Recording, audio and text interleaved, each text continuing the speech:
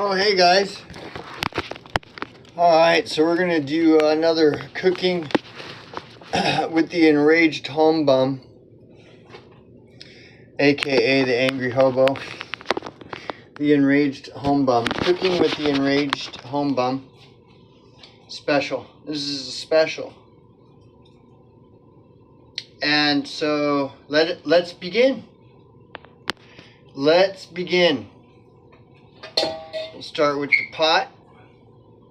Do I even have any fucking water? What? What the fuck? Holy shit, you guys. Oh, I'm using the water. My bad. Oh, now, camera, we're having some technical difficulties. I apologize. Alright, so we're cooking with the Enraged Homebum. It's a special. This is a special recipe of mine. We'll start with some water from probably Walmart, but I don't remember. Looks like it's time to get some more water. That's all I have left, and I have to make coffee tomorrow. Boy, oh ho ho, I think we're in trouble. Oh well, shit happens. What are you gonna do? I might have to go back to Walmart, see if there's any you know, tramps, you know, scantily laden tramps, cruising the Walmart aisles. Anyways, whatever. So we're gonna boil some water. Okay. Now I'm gonna try to bullshit about some stuff. Couple things I have nothing scripted, but I just wanted to kind of riff on. That would be if you stand for nothing, you'll fall for anything. Okay, that's one thing. And the other thing would be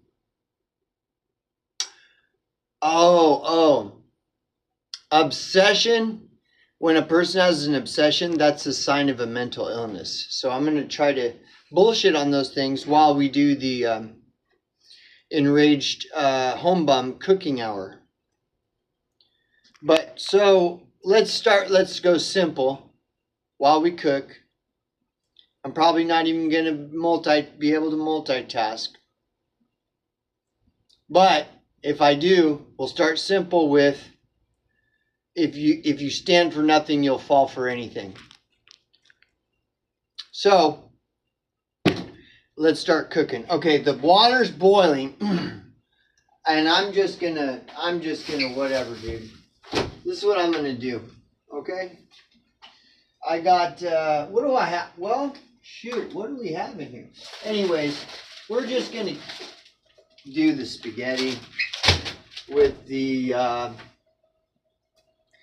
Angus beef chili. I do not recommend this recipe. But when you're a home bum, like, you're not a picky eater. I'll eat anything but stroganoff. So we got spaghetti. We got Angus beef chili. And I am going to make this a very special meal by including the Rao's or whatever, home style bologna tomato sauce with meat. So we're just going to mix all this up. We have to wait for the water to boil.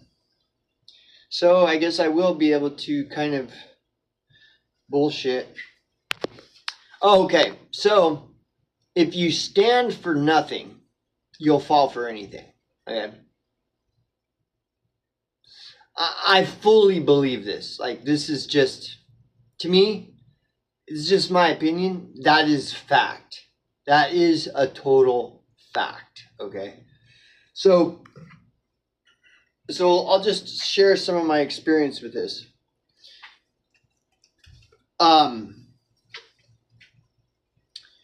Okay. I've always been kind of a black sheep, okay? So, like, in middle school and Well, I mean, the whole time. But by the time I was in middle school, you know, I've been a metalhead for a long time, a lot of my life. And so I started going that direction by middle school. Oh, even before then, you know. But you start listening to Slayer and Megadeth and shit like this, and then you start smoking weed, you know. So I was one of those people in middle school and in high school. I guess you could call me a stoner. And I hung out with the rough crowds, you know. I hung out with the more rough crowds, the undesirables, you know.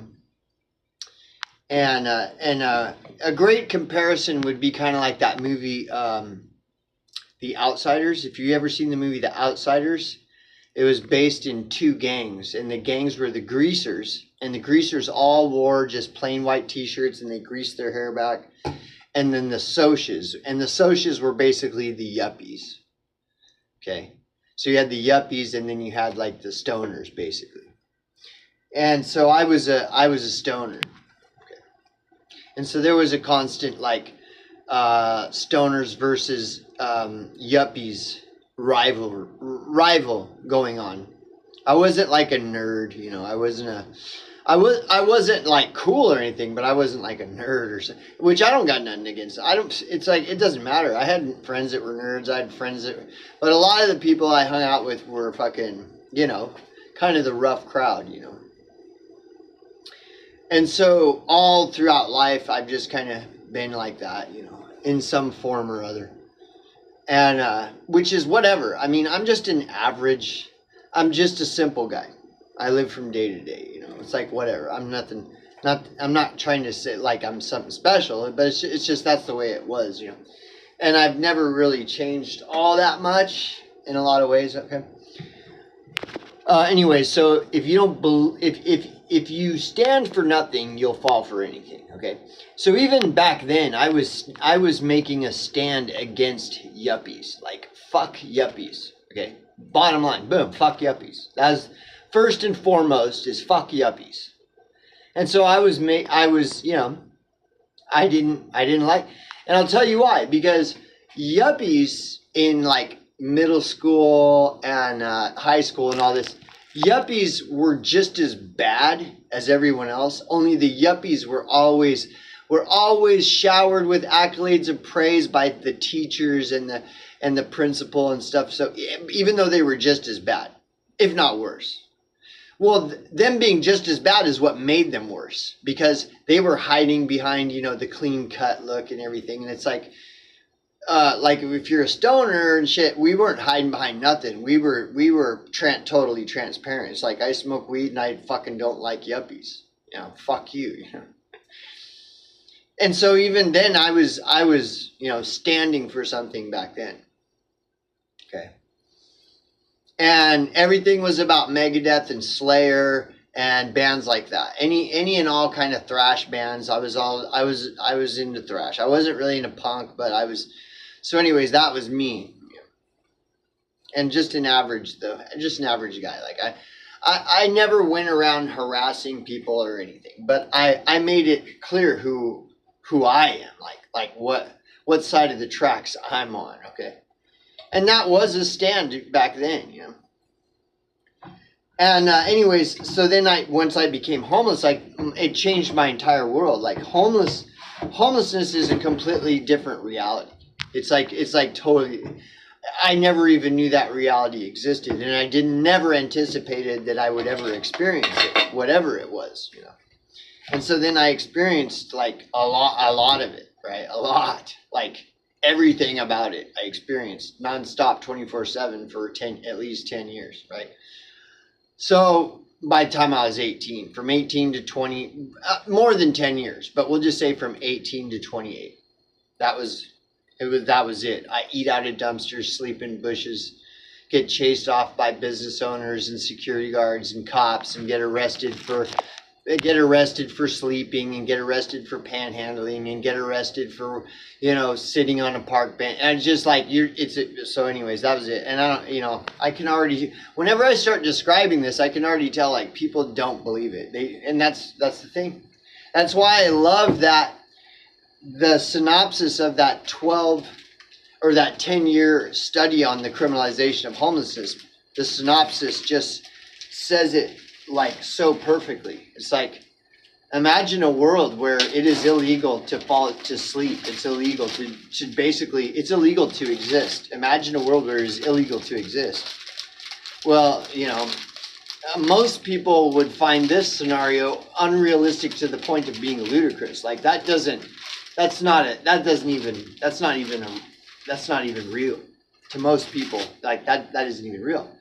But for homeless people, that's just a daily part of life. That's a part of everyday life. Is your very existence is criminalized for no other reason than that you exist is your crime. Is that you exist, right?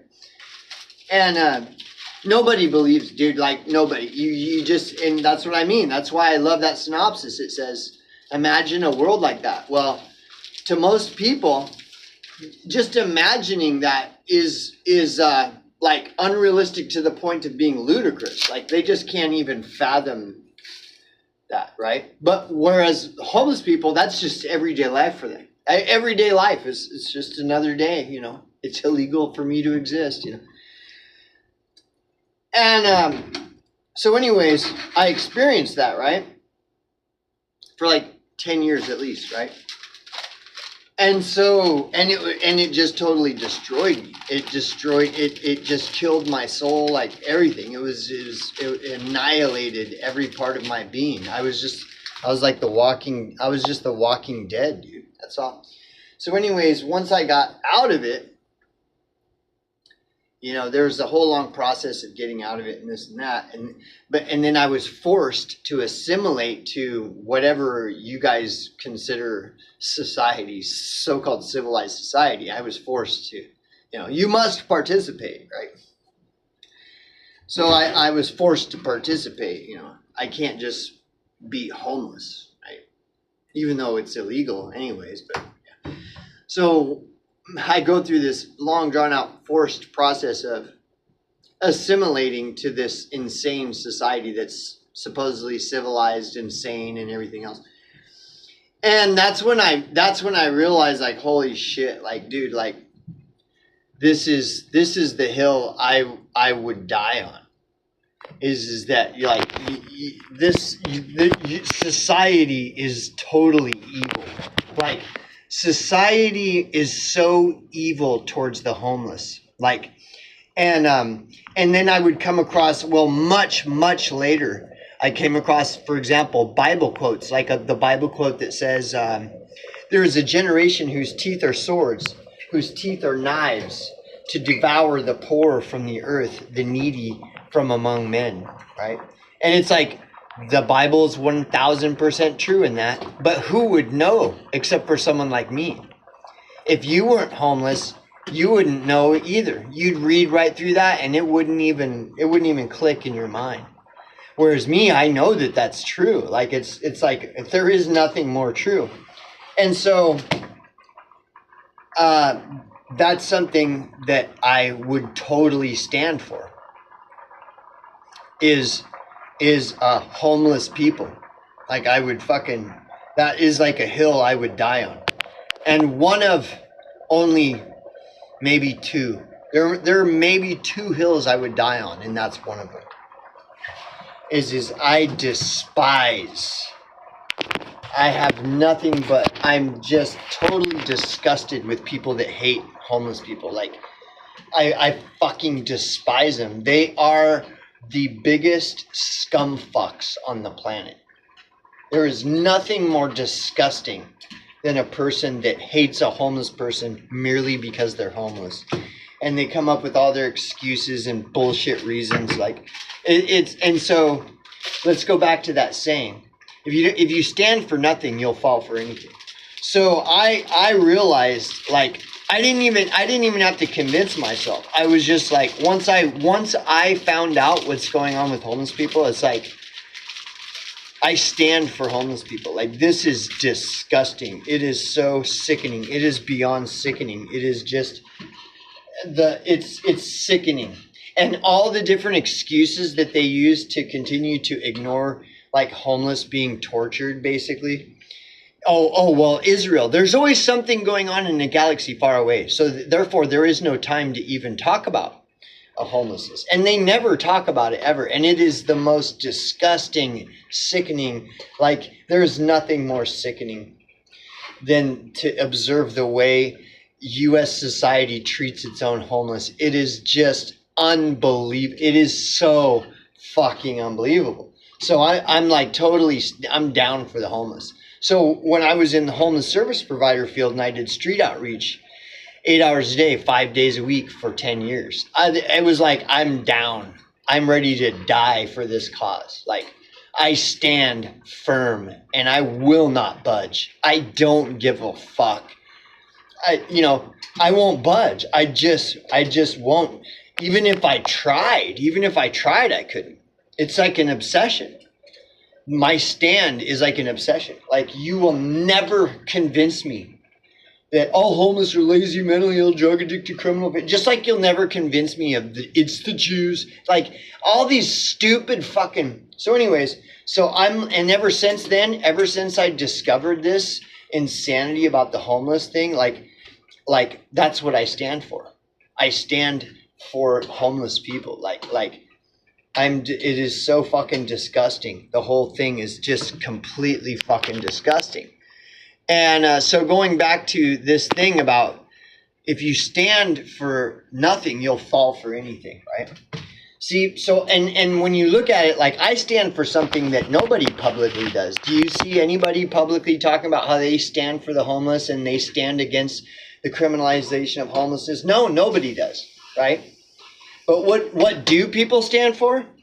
I'm standing beside Richie from Boston, and it's those damn invisible interdimensional beings. That's what I'm standing for, to protect the people from the invisible interdimensional being. Oh, stand for Palestine. I see all these people that stand for this stupid shit. Like, I stand for Palestine. No, they don't. First of all, they don't. They're fake. It's like total non-player character stances. Like, I stand for Palestine. No, you don't. See, you're a fool that fell because you don't stand for anything. That means you will fall for anything. So when you hear, oh, there's this great big thing happening with Israel and Palestine, you fall for it. And you're like, I stand for Palestine. And you stand for nothing.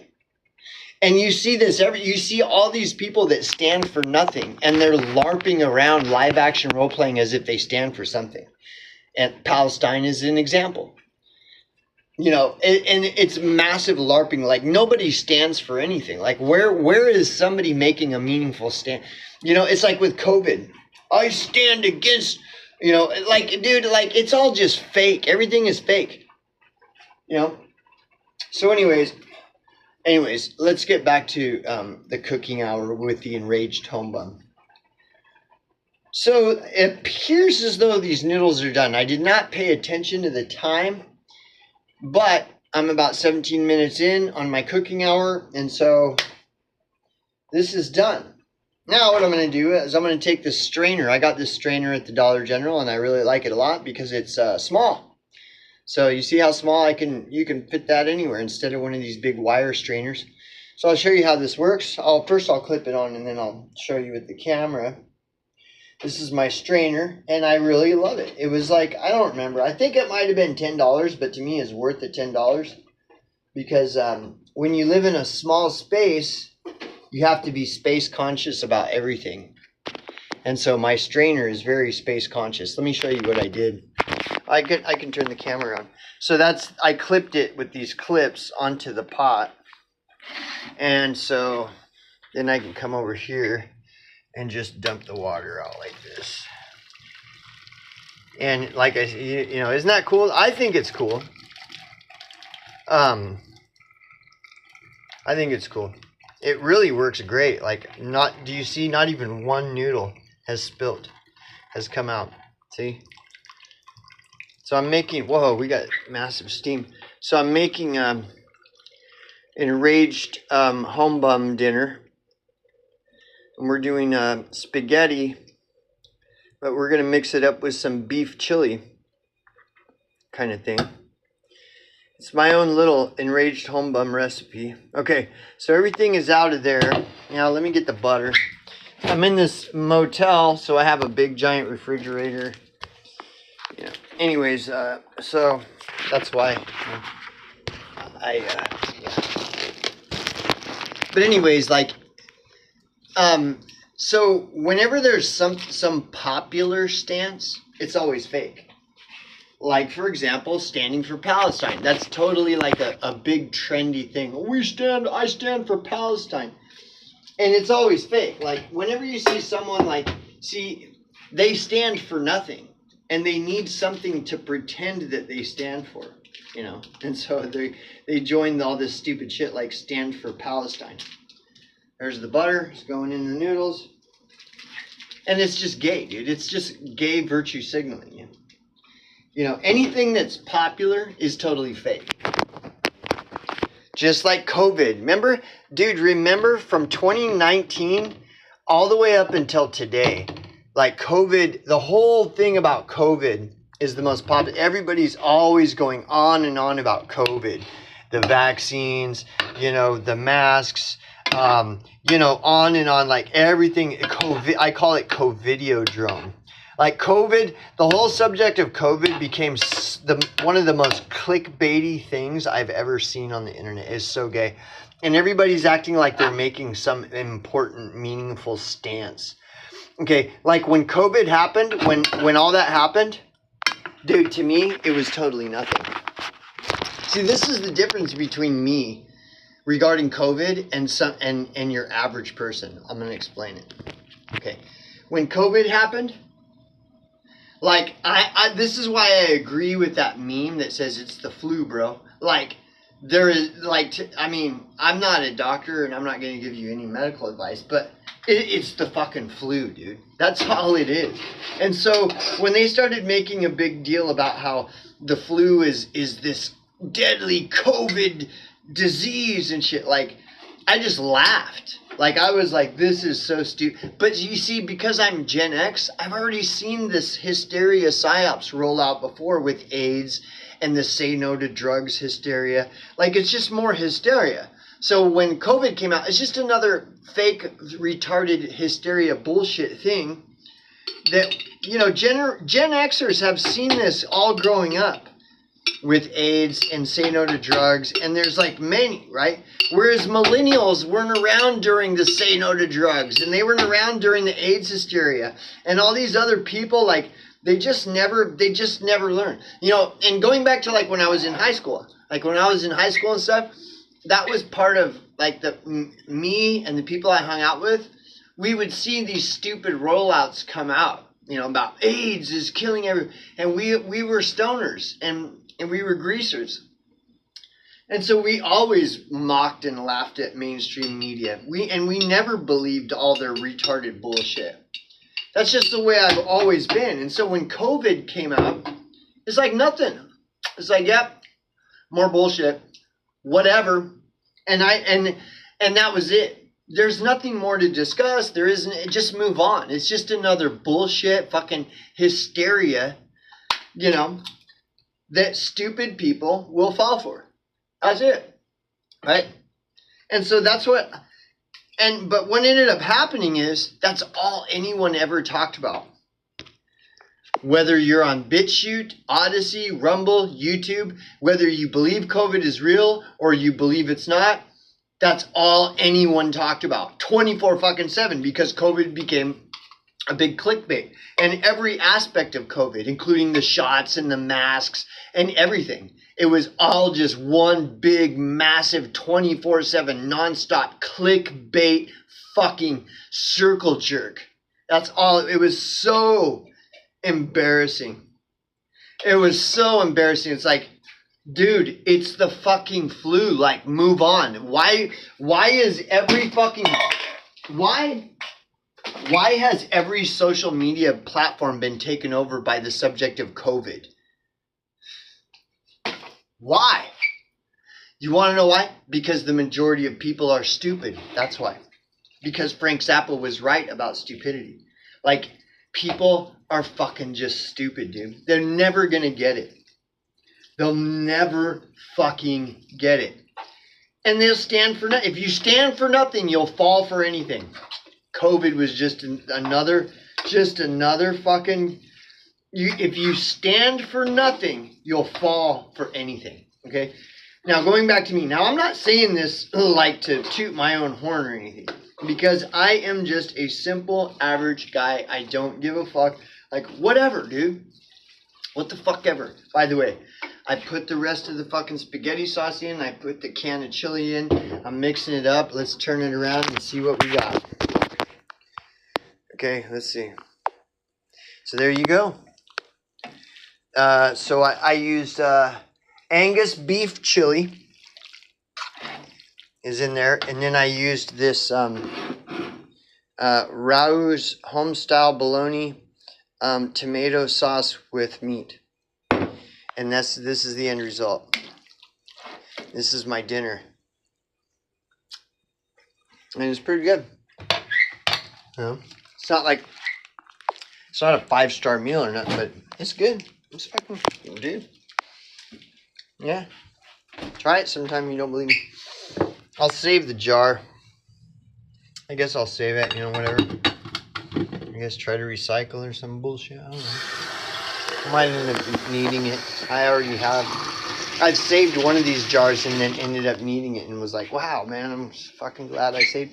Anyhow, if you stand for nothing, you'll fall for anything. And you see, nobody stands for what I do. Like when I go on and on about homeless, okay? Like my channel. I've run a channel, the Angry Hobo channel, for fucking like 7 or 8 years, right? And that's all it's about is homelessness. That's all I talk about is homelessness. And you can see that that's all I talk mostly about that even on this channel, which this channel is supposed to just be whatever. But because I stand for the rights of homeless people and poor people, and that is like one of like 2 things that is like a hill I'm ready to die on kind of thing. Because I stand for that, you know, it's something that, but you see, and people always try to argue that that's not, homelessness isn't important, and it's, but if you look back in history, you know, people like Martin Luther King would disagree with you. Martin Luther King did die on the hill of poverty and homelessness. Which is why I bring up the history of Martin Luther King, because they don't teach it in school. But if you deep dive into Martin Luther King, he was set to launch the biggest Martin Luther King march in the history of the country, and it had nothing to do with race. It was all about poverty. It was called the Poor People's Campaign.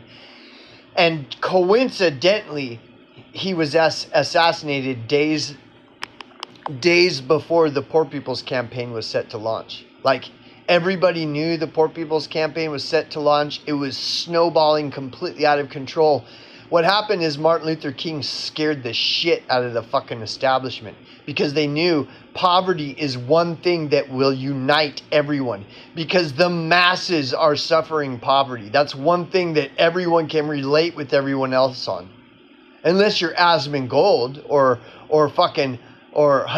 Hassan Piker or any of these other fuckers, Crow House and all these sellouts and Richie from Boston. They're not suffering poverty. But see, and that's, the establishment saw that Martin Luther King had found the chink in their armor, which is poverty.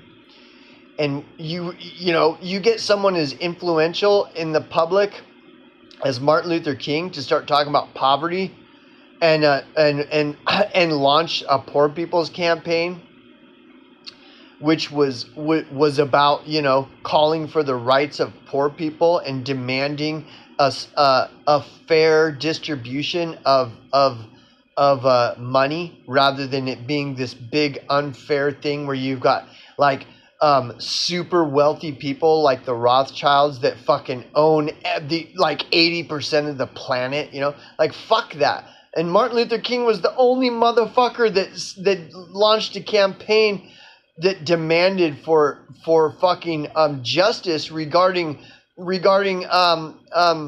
you know, the fair distribution of wealth. Like, make it fair. Like, it's totally unfair. It couldn't be any more unfair. All these fucking poor people everywhere eating fucking dirt just in the United States alone. You know, you look at the fucking poor Appalachian whites, and it included all races. Like, it was snowballing. Anyways, what was my point? Oh, yeah. So Martin Luther King stood for the same thing I do. Right?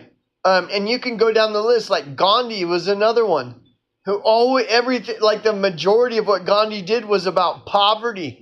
Standing up for the homeless poor, demanding justice for the homeless poor. What happened to Gandhi? Same thing that happened to Martin Luther King.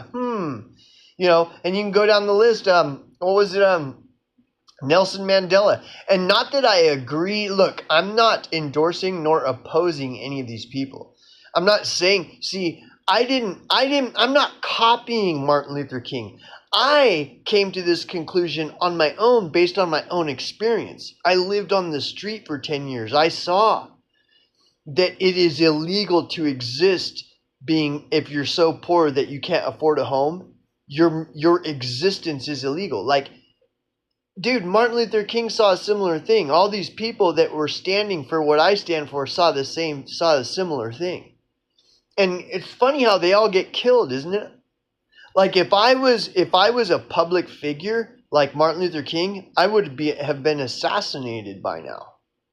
1000% guaranteed.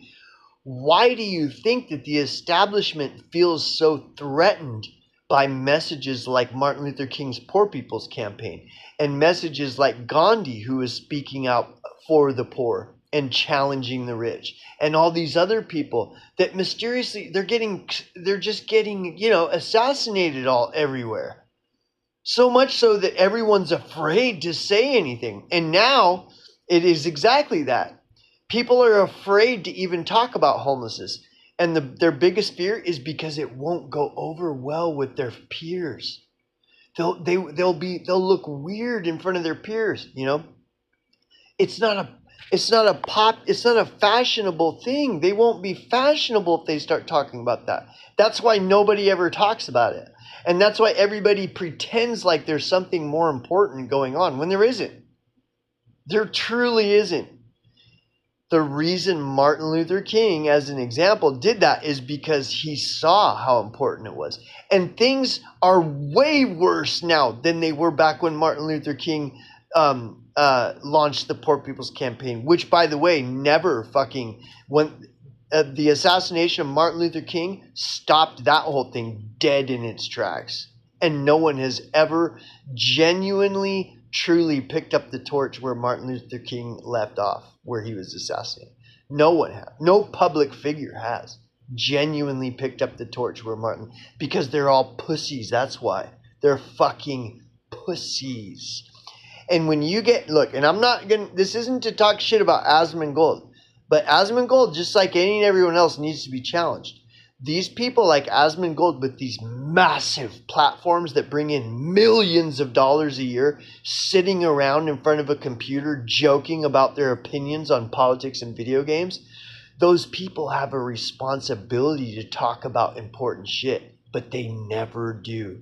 And they're bringing in millions and millions of dollars doing what?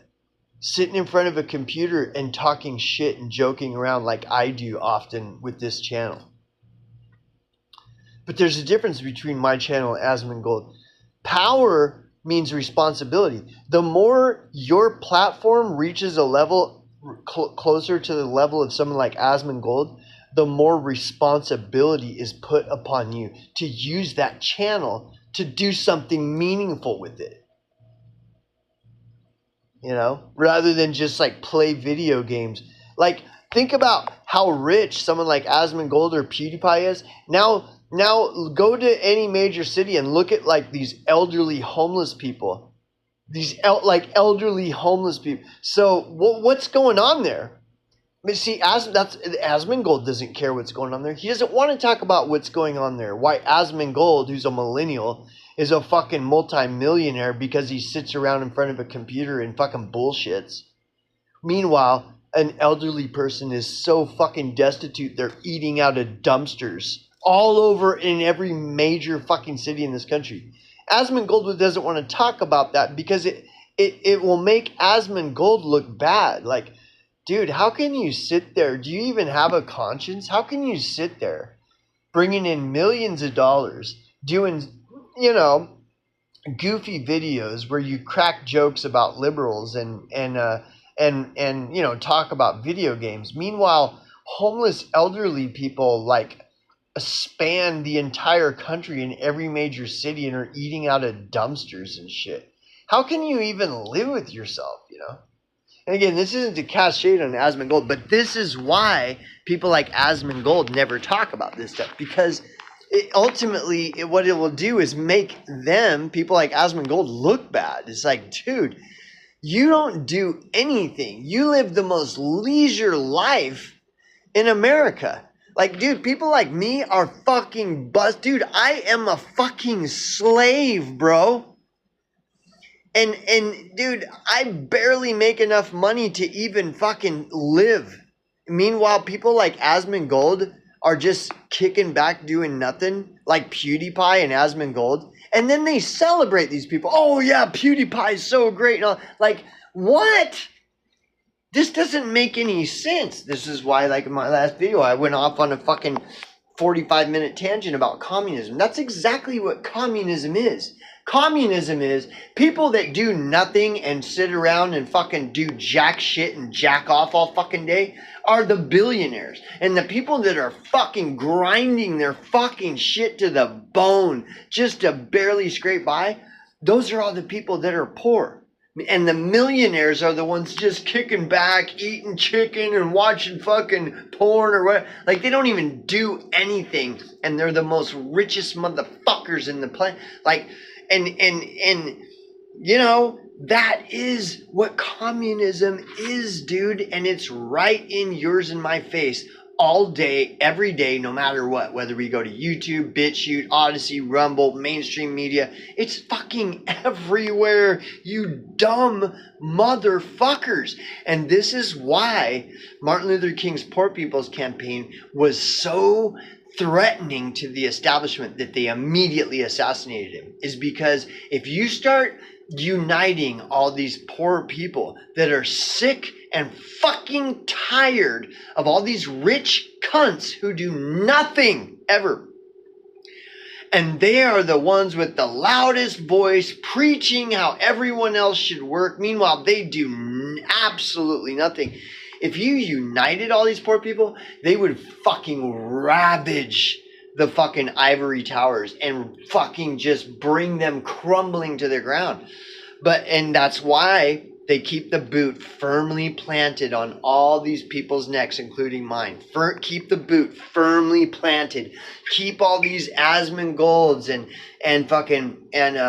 Hassan Pikers. Keep them in the limelight where where everybody on the internet can see that these people are multimillionaires while they sit in front of a computer and do absolutely nothing, while people like me and you grind our fucking hands to the bone doing slave labor 8 hours a day, 7 days a week, nonstop with no change in sight. Like, that is your life. It is so beyond what our country, what the United States of America is today, is a fucking communist's wet fucking dream. Like, a communist could never even imagine communism reaching the levels of what it is in the United States today. Like, communists from the USSR era, the Soviet Union era, they could not even fathom how advanced their communist agenda could be. That it could be so advanced that it could be what the United States of America is today. Like, it's way beyond anything they could have made. It's a brave new fucking world, motherfuckers, if you know what I mean. And some of you do, and some of you are so oblivious, you don't even know what that means. You just don't even know what it means when I say it is a brave new fucking world, motherfuckers. So it's dinner time. I'm going to eat. See you, boys.